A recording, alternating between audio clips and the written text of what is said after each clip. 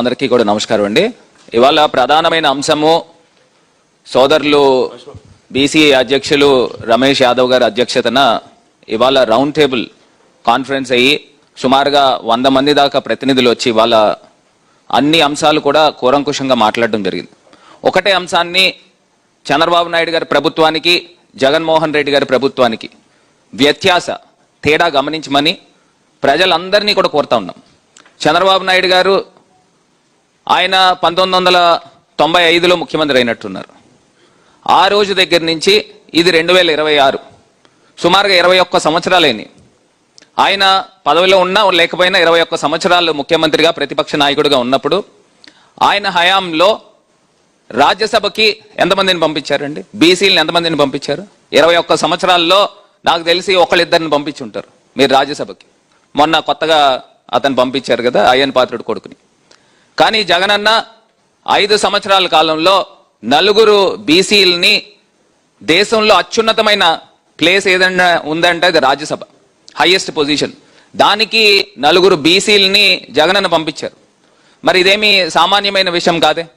మీరు ఏ రకంగా అయినా చంద్రబాబు నాయుడు గారిని కానీ నారా లోకేష్ గారిని కానీ లేకపోతే తెలుగుదేశం పార్టీ నాయకులకు కానీ మంత్రులు కానీ సవాల్ ఇసురుతా ఉన్నాం. మీ హయాంలో బీసీలకి న్యాయం జరిగిందా? మా హయాంలో బీసీలకు న్యాయం జరిగిందా? ఓపెన్ ఛాలెంజ్కి మేము సిద్ధంగా ఉన్నాం. మీరు సిద్ధంగా ఉన్నారా అని అడుగుతా ఉన్నాం. మీరు ఏ అంశమైనా తీసుకోండి. ఇటు లోకల్ బాడీస్ దగ్గర నుంచి గతంలో లోకల్ బాడీ ఎలక్షన్ జరిగినప్పుడు మేము ఓసీ జనరల్లో కూడా బీసీలకి మేయర్లుగా చైర్మన్లుగా అవకాశాలు కల్పించాం. ఎమ్మెల్సీలను చూసుకోండి. మీరు ఎంతమంది బీసీలకి ఎమ్మెల్సీలకి అవకాశం కల్పించారు, మేము ఎంతమంది కల్పించాం. మీరు ఎమ్మెల్యేలను చూసుకోండి. మీరు బీసీలకి ఎంతమందికి ఎమ్మెల్యేలకు అవకాశం కల్పించారు, మేము ఎంతమందికి కల్పించాం. ఎంపీలు చూసుకోండి, లోక్సభలో చూసుకోండి. ఏ రకంగా చూసుకున్నా నామినేటెడ్ పదవులు కానీ ఏమైనా చూసుకున్నా అన్ని అంశాల్లోనూ జగన్మోహన్ రెడ్డి గారు చంద్రబాబు నాయుడు గారి కన్నా 10 అడుగులు బీసీలకు మేలు చేసిన దాంట్లో ముందు వరుసలో ఉన్నారు. ఇవాళ రాష్ట్ర ప్రజలందరినీ కూడా ఏమార్చే కార్యక్రమం చంద్రబాబు నాయుడు గారు చేస్తూ ఉన్నారు. కేవలము ఆయన 34% బీసీలకు రిజర్వేషన్ కల్పిస్తున్నామని 105 జీవో ఇచ్చారు. నేను అడుగుతా ఉన్నా, ఇదే జగన్ అన్న 2020లో ఈ స్థాయిలోనే 34% జీవో ఇచ్చినప్పుడు బిర్రు ప్రతాప్ రెడ్డి అనే వ్యక్తి ఎవరండి? చంద్రబాబు నాయుడు గారికి సాన్నిహిత్యుడు కాదా? అతన్ని పెట్టి సుప్రీంకోర్టులో కేసు వేయించి ఆ 34% తగ్గించిన వ్యక్తి కేవలము బ్యాక్ ఎండ్ లో చంద్రబాబు నాయుడు గారు చేశారు. మళ్ళీ ఇవాళ తీసుకుని వచ్చి ఇవాళ బీసీలకి ఏదో రకంగా ఏమార్చే కార్యక్రమం చేస్తూ ఉన్నారు. నేను ఒక్కటే అడుగుతా ఉన్నా, మీరు వచ్చి 2 సంవత్సరాలు 3 నెలల కాలం అయింది. ఈ 2 సంవత్సరాలు 3 నెలల కాలంలో మీరు రాష్ట్రంలో మీరే ఉన్నారు, కేంద్రంలో మీరే ఉన్నారు. డబుల్ ఇంజన్ సర్కార్ ఉన్నప్పుడు దానికి చట్టబద్ధత ఎందుకు తీసుకురాలేదు?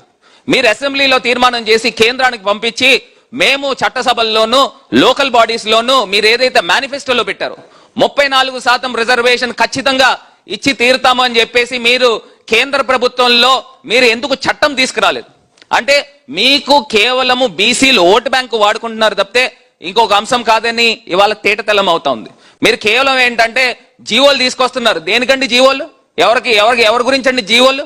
ఉత్తుత్తి జీవోలు ఎవరి గురించి? మీరు దానికి చట్టబద్ధత తీసుకురావాలి కదా, కేంద్ర ప్రభుత్వానికి పంపించి చట్టబద్ధత తీసుకురావాలి కదా. మీరు 2 సంవత్సరాలు 3 నెలల కాలమైంది కదా, ఎందుకు తీసుకురాలేదు చంద్రబాబు నాయుడు గారు అని ఒక బీసీ ప్రతినిధిగా మిమ్మల్ని ప్రశ్నిస్తా ఉన్నాం. ఇది కాకుండా ఇవాళ చంద్రబాబు నాయుడు గారు మీరు ఎప్పుడైనా చూసుకోండి, బీసీలని కేవలము పనిముట్లు ఇచ్చి వాళ్ళ కింద పని వాళ్ళ కింద వాడుకునే కార్యక్రమం చేస్తాడు. ఎప్పుడు కూడా మీరు ఇస్త్రీ బెట్లు ఇస్తాడు, లేదా కుట్టు మిషన్లు ఇస్తాడు. అవి కూడా నాసిరకం పనికిరాని అన్ని కూడా ఇచ్చి వాళ్ళు పని ముట్లతో మీరు ఆ కులంలోనే మీరు ఆ వృత్తి చేసుకుని బతకండి. మీ పిల్లలు కూడా ఆ వృత్తులు చేసుకుని బతకండి. మీ పిల్లలు పైకి రాకూడదు. ఎంతసేపు మీరు కుల వృత్తుల్లో మీరు మా కిందన కాలి కిందన చెప్పుల్లాగా ఉండాలి అనే అహంకారణ ధోరణి మీరు క్లియర్ గా సెక్రటరియట్ వేదికగా గతంలో చూశారు. ఏ రకంగా నాయ బ్రాహ్మణుల్ని ఏ రకంగా తోకలు కత్తిరిస్తానని చెప్పిన వ్యక్తి చంద్రబాబు నాయుడు. అంటే ఏ రకంగా అహంకార పూరితంగా ఉన్నదనేది అంశం గురించి కూడా ఒక్కసారి రాష్ట్ర ప్రజలను గమనించమని కోరుతా ఉన్నా. ఇవాళ రాష్ట్ర ప్రజలు ఎవరు కూడా అమాయకులు కాదండి. ఇవాళ ఆ బిర్రు ప్రతాప్ రెడ్డి అనే వ్యక్తి మీ మనిషి. గతంలో ఎందుకు మీరు సుప్రీంకోర్టుకి పంపించి స్టే ఆర్డర్ తెప్పించారు?